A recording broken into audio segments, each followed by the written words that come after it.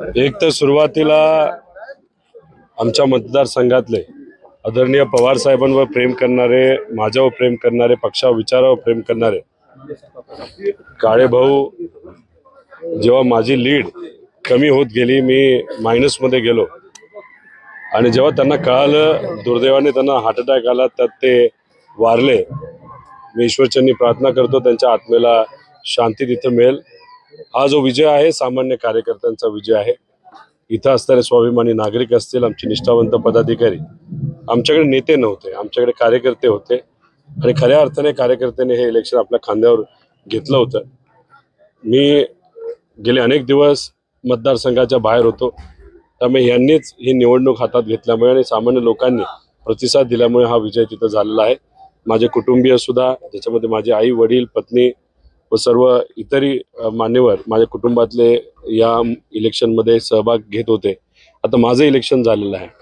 आता येत्या काळामध्ये कार्यकर्त्यांचं इलेक्शन आणि कार्यकर्त्यांच्या पाठीमागे भक्कमपणे मी स्वतः त्या ठिकाणी उभा राहील आणि कार्यकर्त्यांच्या इलेक्शनमध्ये त्यांना तिथं त्यांचा विजय 100% मिळवण्यासाठी मी प्रयत्न करेन. म्हणावा असं यश मिळालेलं नाही, महाविकास आघाडीला म्हणावा असं यश मिळालेलं नाहीये. आगामी काळामध्ये महाविकास आघाडीचा संघर्ष कसा असणार आहे, तुमची भूमिका? मी एवढंच सांगतो, माझं वय 38 आहे. आमची आता सुरुवात झालेली आहे. 2029 आपण बघू काय करायचं. त्यामुळे जे काय झालंय ठीक आहे, निकाल लागला, कसा लागला, काय लागला, याच्यामध्ये खोलात जावं लागेल. 2 दिवसानंतर त्याचा अभ्यास केल्यानंतर आपल्याला काही ना काहीतरी बोलता येईल. पण ते एवढंच आहे की हार मानून चालत नसतं, लढावं लागतं. आता 29 डोक्यात ठेवून आणि मध्ये जे काही कार्यकर्त्यांचे इलेक्शन आहे, जिल्हा परिषद, पंचायत समिती, नगर परिषद, त्याच्यावर आपल्या आपल्या कार्यकर्त्यांना ताकद देत आपल्या विचाराला पुढे न्यावं लागेल. पण 29ची तयारी आजपासूनच करावी लागेल. लोकसभेनंतर तो विश्वास होता आणि आता निकाल पाहिल्यानंतर संजय राऊत असतील किंवा महाविकास आघाडीचे इतरही नेते असतील, त्यांनी ज्या प्रतिक्रिया दिलेल्या आहेत, ईव्हीएमवर असेल काय असेल, काय वाटतं आपल्याला? खरं खूप खोलात जावं लागेल. 2014ला ज्या गोष्टी घडल्या होत्या तशाच काही गोष्टी इथं घडलेल्या आहेत.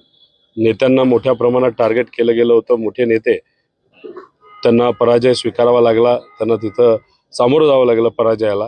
त्यामुळे याच्यामध्ये काय कसं घडलं हे थोडंसं आपल्याला बघावं लागेल. पण आज सुद्धा शेतकऱ्यांच्या अडचणीत, युवांच्या अडचणीत, बेरोजगारी असेल, आमच्या माता भगिनी असुरक्षित आहेत, अशी परिस्थिती असताना सुद्धा एवढा मोठा विजय महायुतीला तिथं मिळतो.